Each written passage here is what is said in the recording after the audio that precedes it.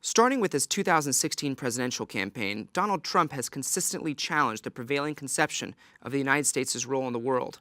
He has encouraged, albeit inconsistently, less engagement abroad, a heavier reliance on others to solve international issues, and a renegotiation of major international agreements. He has also directly criticized the role of diplomacy in foreign affairs, and by neglecting to fill key roles in the administration and partially freezing the matriculation of foreign service officers, he's effectively shrunk the State Department. This is Snack Break. I'm Aroop Mukharji, and here today to discuss the United States' changing role in the world, international law, and issues of foreign policy is Avril Haines, who served in the Office of Treaty Affairs in the State Department in the W. Bush and Obama administrations, and also served as a deputy director of the CIA and the deputy national security advisor to President Obama.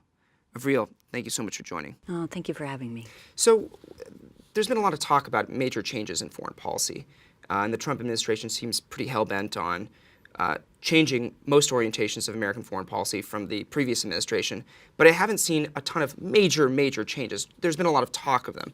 Is it tough to actually change the direction of the ship, so to speak? Yeah, it depends on the issue, obviously, but for a lot of things it's tough to change. And I'd say, some of these issues, as we look at them, it's sort of hard to know how much sticking power they're going to have. So, for example, in the context of the withdrawal from the climate change accord, which was obviously well publicized, the reality is we haven't actually withdrawn from the climate change agreement. There's a provision in it that essentially says that you have to wait 4 years after entry into force before you can withdraw. And the statement that appeared to have gone from the State Department to the depository indicates it's our intent to withdraw in the future, essentially. So it's, that hasn't changed much yet at this stage. On the other hand, there are a lot of domestic changes that are occurring, and there's an attitude surrounding it, and it's sort of hard to see at this point yet how much that's going to make a difference. So with something like the climate accord, if within 4 years, say Trump is replaced and he agrees to step down, both ifs at this point, could another administration just come in and say, actually, I take that back? Yeah.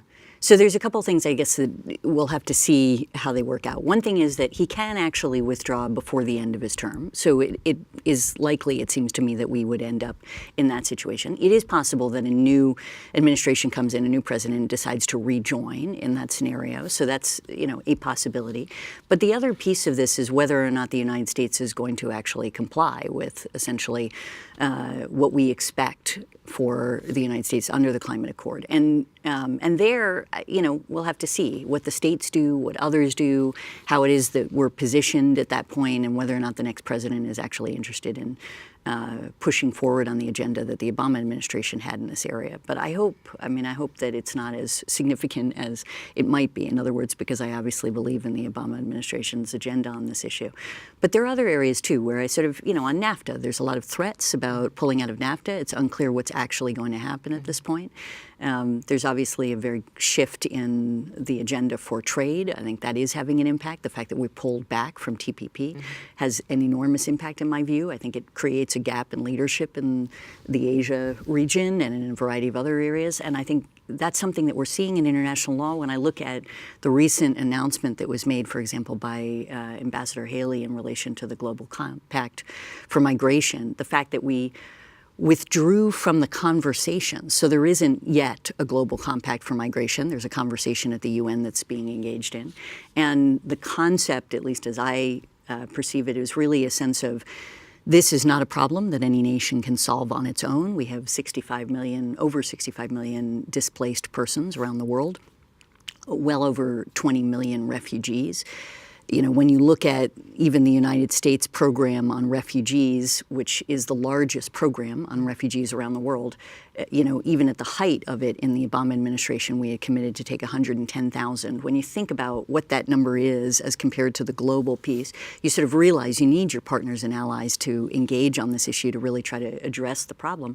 And, the reality is, one of the ways you do that is through engaging in discussions like a global compact on migration. And if, we're not in the room, we're not going to be able to shape what the answer is to that problem. And what Ambassador Haley said is that it was essentially incompatible, I think, with U.S. sovereignty. And I couldn't disagree more from the perspective of somebody who's worked in international law at the State Department. The major debate here is that the more we sign on to these agreements, one camp says, when we sign to the agreements, we give up sovereignty to a higher body. Is there actually a trade-off between sovereignty and international law? Yeah, so this is sort of, you're exactly right. This is kind of the heart of the public debate, I think, on these issues. There's a view that treaties and international law somehow cede our sovereignty, right? Yeah. And I think, on the one hand, intellectually, you say if you enter into an agreement and you're agreeing to bind yourself in some way,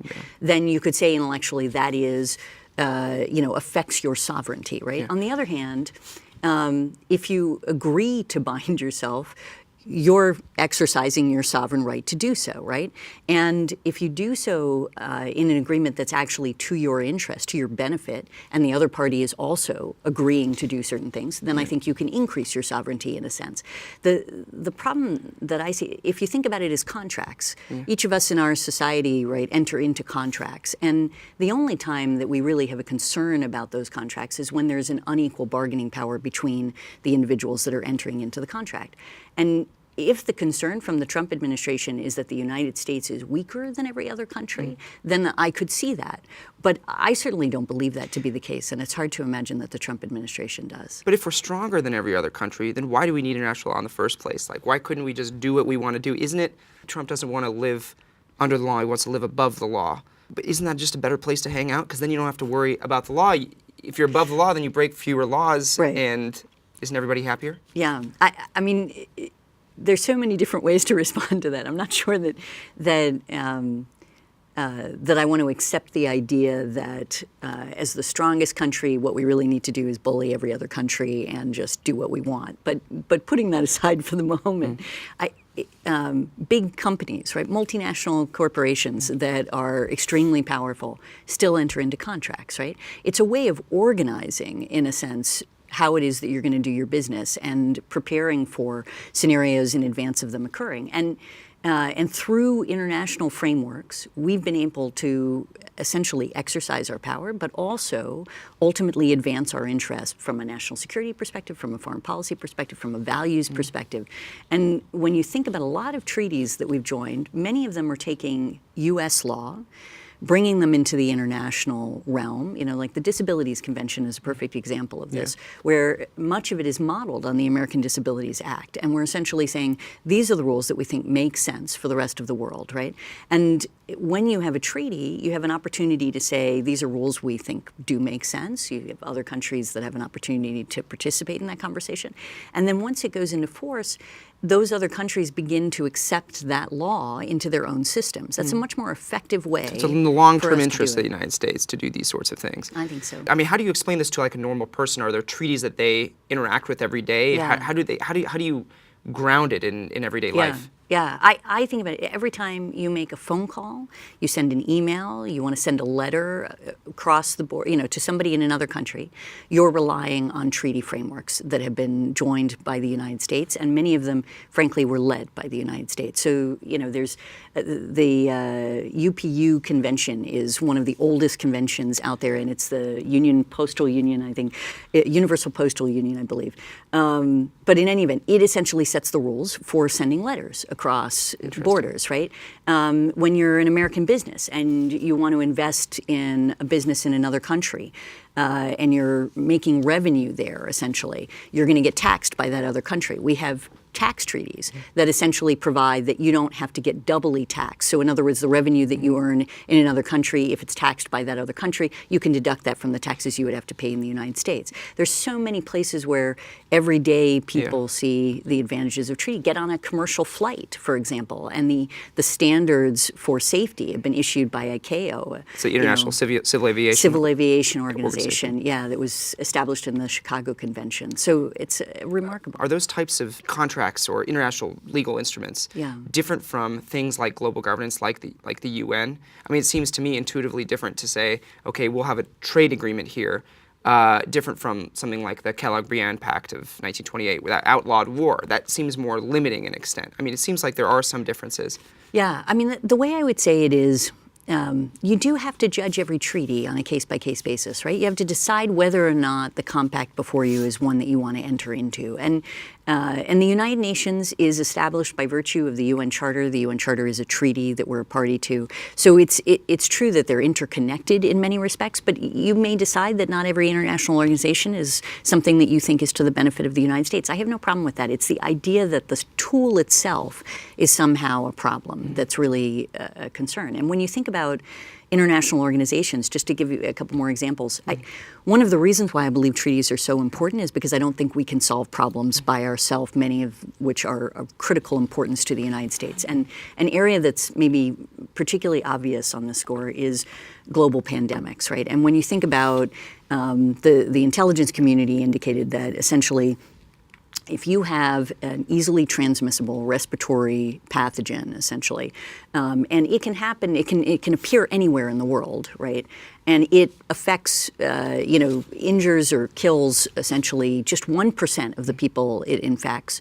Within 6 months, it's going to do so in every corner of the world, right? So we absolutely have to be on top of that type of thing occurring any place around the world. And when we dealt with Ebola, one of the international organizations that we relied on was the World Health Organization. It's an old organization. It's established by treaty. It's something that we needed in that context. We're going to need those for other things too. And that's a way of helping us to manage those problems before they end up on our shores. Avril, it's 7 a.m. and we got a special treat today. They're fresh from the mall. Picked up by my girlfriend. Thank you, Valerie. Why Cheetos? Oh, Aroop, yeah, it's a little humiliating, to be honest, but I love crappy food. Really? I wouldn't call it crappy. I think they're delicious. I know. They're not exactly the healthiest snack. Let's just put it that way. But I am like, they're cheese. They're cheese, exactly. High protein. Yeah, exactly. Cheetos and Cheez-Its. This is and like, Cheez-Its. So you do like Cheez-Its. You don't discriminate between. No, both of them. I really feel So I mean, there are all sorts of cheeses. There are puffs. There are spicy or hot Cheetos, I think they're called, which are not warm. They're just spicy. I go with your standard Cheetos. Just the regular Cheetos. Yes. On the Cheez-Its front, there are a lot of different Cheez-Its. I'm partial to the original, but I also do the white cheddar. So really? Yeah. See, I don't know many people who enjoy the white cheddar. I was always wondered who buy those. Well, and they have we used to, in the office have Cheez-It parties, so, there's a little bit of history You had there. Cheez-It parties? Yeah, I don't think I can discuss that. Is that classified? Yes, exactly. Is it really? Okay. It's at least embarrassing. I have just one last question. You spent so much time as a government employee trying to be under the radar, and now you're out and you are a fellow at Columbia University recently this fall. Has that change been? You've got to totally shift gears. You've got to do things that are now media oriented, like be a guest on Snack Break. Was that a weird change for you? Honestly, I'm still trying to stay to some extent under the radar. Basically, when it comes to universities or doing things that I think are important with certain NGOs and so on, I think it's a joy, frankly, for me. I learn from the people that I interact with, like you, and I like to be a part of that if I possibly can help in any way, and I think that's worthwhile. Avril, thank you so much again for joining. No, I really appreciate it. Thank you for watching Snack Break. I'm Aroop Mukharji, and our guest today was Avril Haines, the former Deputy Director of the CIA and former Deputy National Security Advisor to President Obama. Avril, thank you again for joining. Thank you so much, Aroop. Right. Thank you for the Cheetos. Absolutely.